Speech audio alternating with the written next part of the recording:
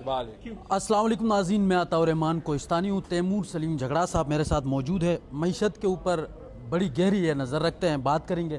سر، budget آ رہا ہے 2026-27 کا، یہ بجٹ آ رہا ہے، ایک ٹیکسز کی بھرمار ہونے والی ہے، یہ بتایا جا رہا ہے کہ ایک آئی ایم ایف اس بجٹ کو خاص کر پیش کرے گی، کیا کہیں گے آپ؟ میرے خیال میں آئی ایم ایف پہ بھی یہ بلیم ڈالنا ایک لحاظ سے ظلم ہے، کیونکہ یہ حکومت چاہتی ہے کہ برباد ہم کریں اور نام آئی ایم ایف کا لیں۔ ٹھیک ہے جی، ایسے نہیں ہوتا۔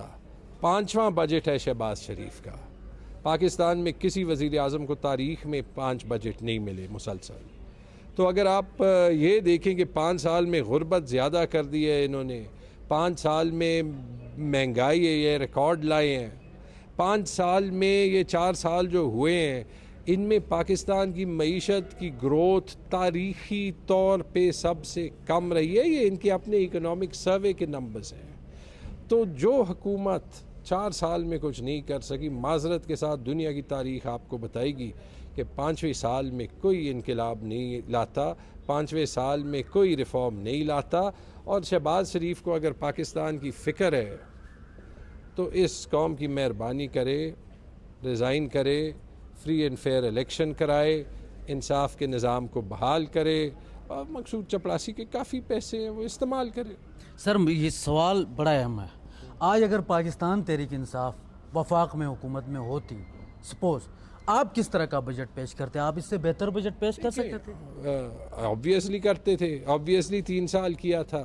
کووڈ میں جو ملک کو سنبھالا تھا، بتائیں پوری دنیا میں کسی نے کیا تھا؟ جب اکانومسٹ میگزین کہہ رہی تھی کہ دنیا کے ٹاپ 3 ملکوں میں ہے، کیونکہ کووڈ صرف ایک ہیلتھ کی وبا نہیں تھی، کووڈ ایک فائنینشیل کرائسس تھا۔ ہمیں دیکھیں 3-4 کام بڑے سمپل کرنے ہیں۔ سب سے پہلے آپ کو عوام کو، سرکاری ملازم کو صرف نہیں، عوام کو ریلیف دینا ہے، بزنسز کو ریلیف دینا ہے، وہ ماحول کریٹ کرنا ہے جس میں کاروبار ہو سکے، جس میں معیشت گرو کر سکے، جس میں جس پاکستانی کے پاس صلاحیت ہے وہ پاکستان میں محنت کرنا چاہے۔ اور اس میں جو سب سے بڑا مسئلہ یہ ہے، وہ یہ سمجھتے ہیں کہ جو ٹیکس دے رہا ہے، جو ایماندار ہے، چاہے وہ کمپنی ہے، چاہے وہ کوئی انفرادی شخص ہے، اس پہ مزید ٹیکس لگائے۔ ایسے نہیں ہوتا۔ پہلا کام یہ کرنا ہے۔ دوسرا کام یہ کرنا ہے کہ اخراجات کم کرنے ہیں۔ وہ اخراجات نہیں وہ جو ٹی وی میں ہم دیکھتے ہیں کہ اسحاق ڈار یا شہباز شریف میٹنگ کے ہیڈ پہ بیٹھ کے جی کہتے ہیں ہم نے اخراجات کم کرنے کی میٹنگ کر لی۔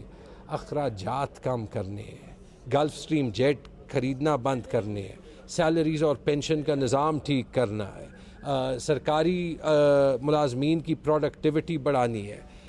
یہ آپ کریں گے۔ اور تیسری چیز آپ کو جو ہے، جب آپ یہ 2 چیزیں کریں گے، 2-3-4 سال لگیں گے، آپ کو اکانومی کو چھوڑنا ہے کہ جس کے پاس صلاحیت ہے، آئی ٹی والے ہوں، ٹیکسٹائلز والے ہوں، بزنسز ہوں، سروسز والے ہوں، وہ سارے پیسہ بھی کمائیں، اس سے نوکریاں بھی پیدا کریں، ایکسپورٹ بھی زیادہ کریں، انویسٹمنٹ بھی لائیں۔ ان 4 سال میں کتنی انویسٹمنٹ آئی ہے؟ $100 ارب آنی تھی، $100 آئی ہے؟